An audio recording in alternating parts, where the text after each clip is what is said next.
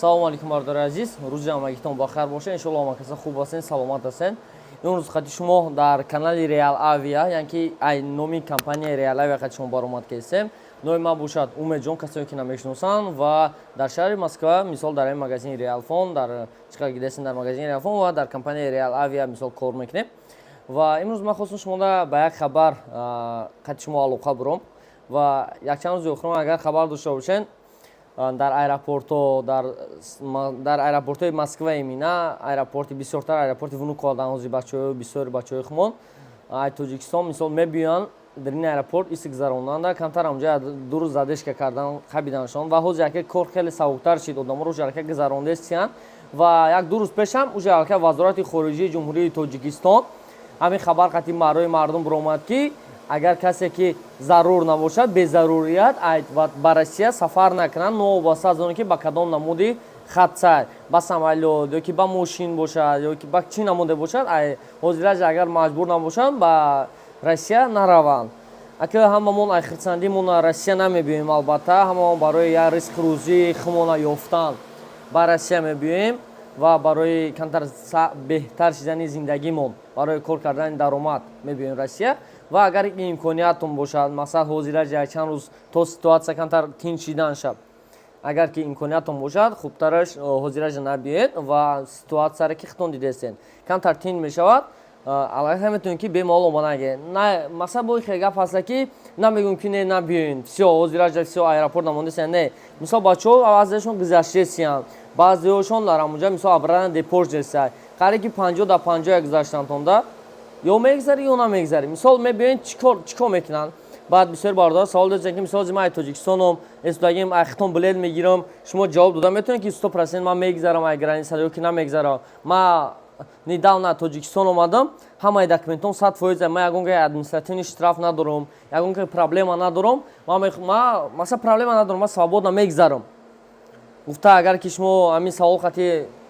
муроҷиат дошта бошед, хеле савол дошта бошед, я чи ответом метиём, ҳозир ҳеҷ кай чи фаҳмида наметавонад, ҳеҷ чи гуфтам наметавонад, ваъдаам карда наметавонад ки биё брат ман тра ман билет бигӣ, ман свободно тра мегӯям бигзар. Вақте ки тинч бояд мо шуморо мефтем ки бардорӣ марҳамат, ҳама ҷо нағзай, марҳамат бемол омадан гиред ва ина марҳамат барои харидорӣ карданатон ба авиакасе мо муроҷиат кардем, гуфта шумо дар реклама мекардем. Лекин дар ин момент ҳисоб мекунем ки камтар ситуатсия масалан проверка сахттар ки ҳастай, агар ки маҷбур набошед бардоро ҳозираҷа набиёед ва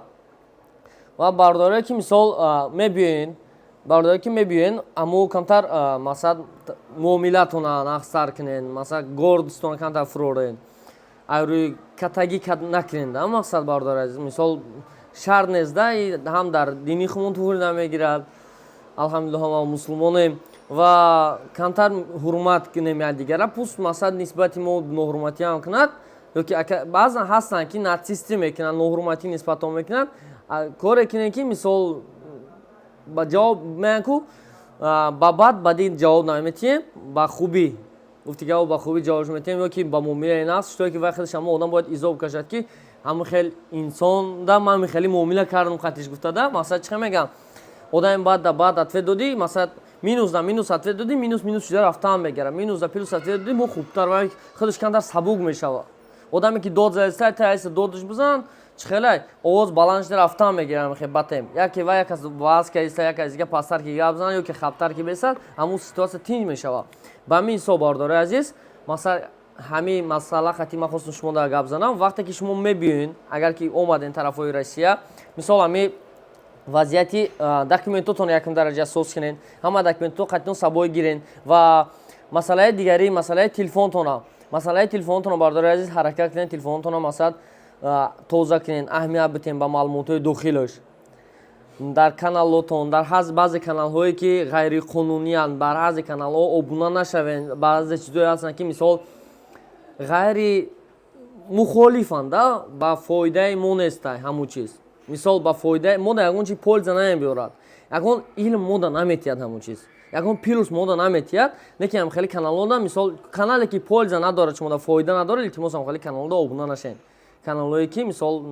оқибатша чӣ будаша намедонем, канал чия чӣ нестай, маълумоти пурра надорем, хеле зиёда обуна нашед ва хитона аҳамият битен. Да мегӯям ку кавка дар ин худаш тир мехӯрад, ба ҳамин ҳисоб ҳамин чизҳоро аҳамият битен. ҳамин зора мебитен мақсад ина бардорое ки агар ки ҳози граница гузаштан то мисол ҳози муддат бошад то як моҳак муддат дорем барое ки пересекат граница кардантон масалан ҳозираш агар сабр кин як рӯза то камтар ситуация тинч шудана мисол ҳози бачаҳо мисол граница ҳам дигар тарафҳои қазоқистон ё ки тарафҳои дигар давлатҳо гузашта омадастиянд ҳамин аҳамият дорестиянд ки паспорт тоҷикистонай камтар ғам дорестиянд проверка бисёртар кардастиянд нисбат ба дигар давлатҳо мисол қирғизон нисбат ба ӯзбекистониёра проверка дар ихмон бисёртар ба ҳамин хотир ҳама тарафа ҳамин битен агар бо як бор дига мегуфтод мисол ами ира дар шабакаҳои иҷтимоиро ҳам дар телевизорҳо ҳам гуфта биромаданд ки агар ки зарур набошед ба Россия сафар накунед як муддате худдорӣ кунед ҳамин чиз ба ин хотир мара ҳамин хостум ки мисол шумо бардорон моро тамошо мекунед хостум ки ҳамин бизора бо имина даҳани моро шунавен уштави ки ҳамин хеле хабар ҳаст ва ма хостум ки ҳамира хушрӯтар фаҳмонам ки чӣ ситуация масалан иншолло ҳамаш тиз мешавад мо ҳама вақт тарафдори хубем мо ҳама вақт тарафдори беҳтар шидан шем худо хоҳад ҳамаш нағз мешавад фақат як муддате сабр кардан нако бардори азиз ва ба ҳамин ҳисоб ҳозир бо ина амо ахбори тоҷикистон мемонумтон шуморо як бор аморо бинед намҷо ҳам гуфтагая ки агар вазорати хориҷии ҷумҳурии тоҷикистон гуфтагая бинандаҳои азиз таваҷҷӯҳ намоед.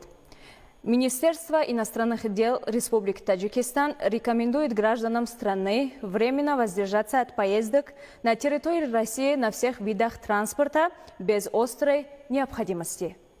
вазорати корҳои хориҷии ҷумҳурии тоҷикистон ба шаҳрвандони ҷумҳурӣ тавсия медиҳад ки аз сафар ба қаламрави русия тавассути ҳамаи воситаҳои нақлиёт безарурат муваққатан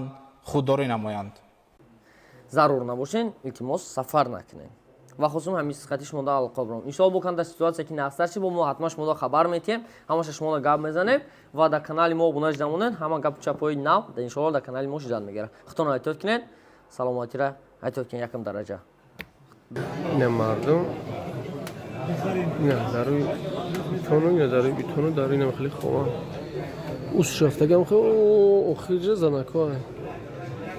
ина дарои битон ҳама дарои битон хоба ина исна ҳама пушто пура исна уш нушто метавохиҷа 70-80 метр дроза